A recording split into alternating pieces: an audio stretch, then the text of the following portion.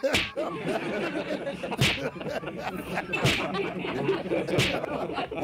more.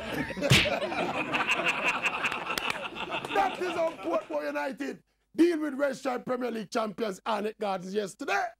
Beat them like slaves. And we hear now about money trouble in the Arnett camp and blah, blah, blah. That no have nothing to do with it.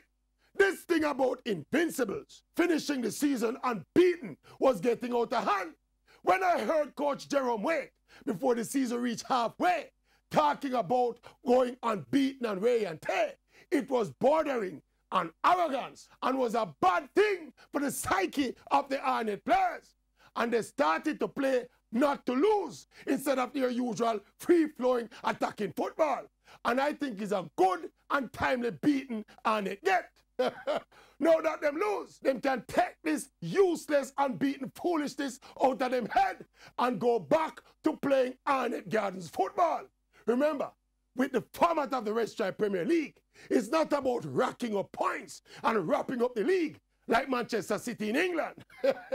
In our format, there are big semi-finals and finals to come, and that is when Arnett need to be playing them best football and to get another unbeaten run going. This unbeaten thing was a distraction that was playing on the minds of the Arnett players and the coaching staff. I'm glad the run is done. As for Portmore, impressive 5-1 score. And you deserve your win for sure.